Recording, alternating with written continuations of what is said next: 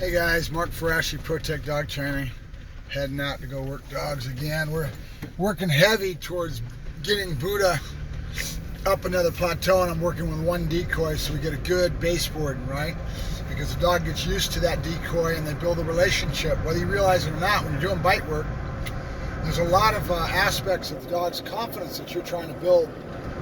So when you're doing that, having a relationship with one or two, maybe even three decoys the dog always sees is very important. And a lot of trainers will tell you just one is better than having two or three, because each one has a little different style. The dog's a little bit more confident with which ones. You're building on patterns, right? Everything's about pattern. No matter what you do in training, you're always building on patterns, right? Even if you're not doing Schützen, which is a pattern-driven sport, if you're doing other things, in the beginning, the foundation is all based on patterns. As you get going and you get the dog to a certain spot, if you're going to go police work, you're going to go do some other things, then you start doing scenario work, and you start doing things that are a little bit more oriented towards the dog having to deal with a lack of pattern, and whatever comes at him, he's got to deal with, right? That's what we're trying to build towards, right? That's why we do a lot of environmental when the dogs are young, and you see what I call diamonds in the rough. And I've talked about this before, where each sport has certain things that I will key in on that I can use towards my overall product build, right? And again, I'm building a house. I'm building a finished product that has a lot of my signature involved with it. It's who I am as a trainer. It's what I produce. And those that have gotten dogs from me realize that they're probably some of the best dogs they've ever had. I mean, I've got customers that still come to me from years before because of the fact that I've got such an established type of a build within my dogs, right? So right now what we're doing with Buddha is more towards personal protection. I do a lot of little accent points that are different than a sport. One of those things is early on I started trying to teach the dog to pay attention to the decoy and not the equipment as much. So the accent point is on throw the sleeve one way, pick the dog back up, and get him to give me his attention and get that aggression focused on me first. Then the dog learns that in that pattern of build that he'll get what he wants, right? So that's one of the key accent points that I do a lot of. The other thing that I do a lot of is where you see the dogs doing that high flying.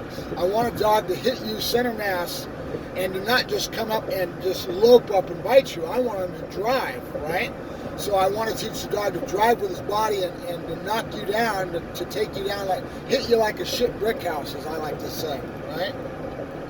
And then when he does come up and he takes his first bite, I want him to do what I call a crunch bite. And anybody that's worked Joker can attest to the fact that the dog bites like a mother, okay? And the reason for that is I've built this whole thing since he's been a baby, and that dog does a crunch bite. Same thing with Maury, that's now in San Antonio, Texas. That dog bites with a very hard crunch bite. His intensity is high. There's a lot of genetics that go behind that dog. Maury was a hell of a dog. I got him out of a kennel in Mexico, the police dog kennel. She was doing a lot of Czech dogs, a lot of the Czech Republic and Malinois that she had tied into, because she was doing a lot of nose work towards law enforcement, but that was her bloodlines. And Maury was a hell of a dog. And he is a hell of a dog. He's still with a family. They've got kids now. They got a baby daughter that Maury does great with, right? So his temperament was very stable and very balanced. That's important to me as well. And that's a good subject to talk about in regards to when you're building that overall product. Balance, the yin and yang of training, as I like to call it, is very important. So you'll see me doing a lot of environmental out in public, people, places, things, a whole greeting routine where I want that dog to go into people and to go in and be friendly with people.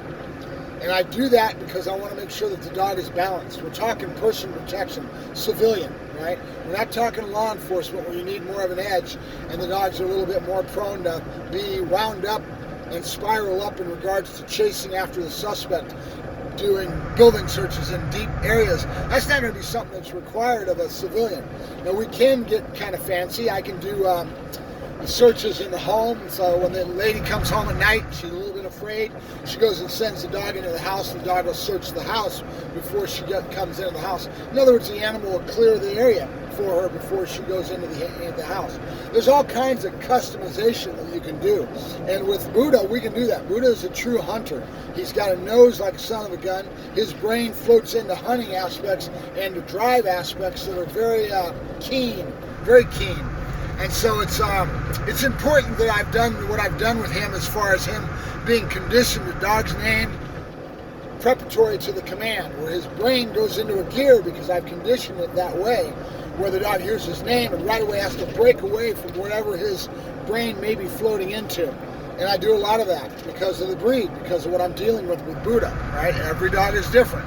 So I've really accented that point with him because of the fact that I saw really early on what I was dealing with, and he's got a lot of that true hunter, and he's a very stout dog.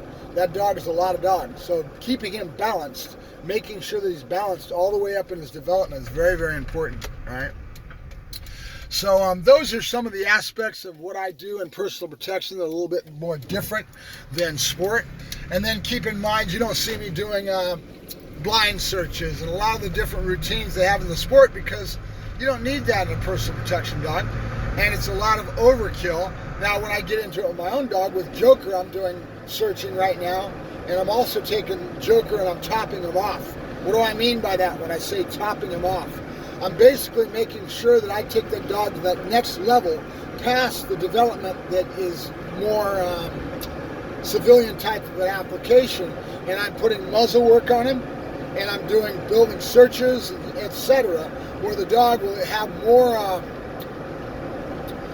in the work because the muzzle causes something. And we can talk about that a little later. I want to get some subjects going on muzzle work and cover that subject soon because I'm doing it with I'm going to be doing it. I am doing it with Joker. And there's certain aspects that get brought out when you use a muzzle, right? And a muzzle has got a huge application when it comes to reality and real world applications. So I may save that for a different subject and we'll talk about that specifically. What does muzzle do for your dog? Why do we use a muzzle, right? And a lot of you guys already know it, but some of you don't have the accent points that I may put on it, right? So, all right, so that's about it. I'll stop yakking to the screen. I'm going to get you guys some videos of Buddha. I've got a bunch of them I've been working on when I'm working with Bambino, this ring sport decoy out of Mexico.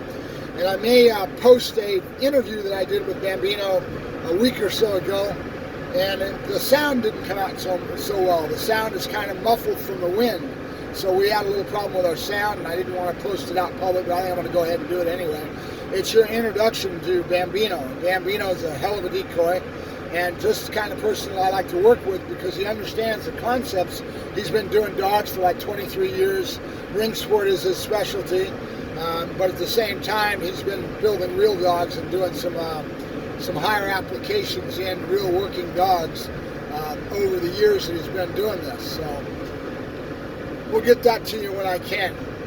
I thank you very much, as usual, for listening to my yakking and all that good stuff. And if you like it, go ahead and subscribe, hit that bell, and tell your friends. We can always use more people on the channel, and maybe we'll start getting some of these live videos and doing some other things. Mark Ferrasci, Pro Tech Dog Training, signing off. Talk to you later. Bye-bye.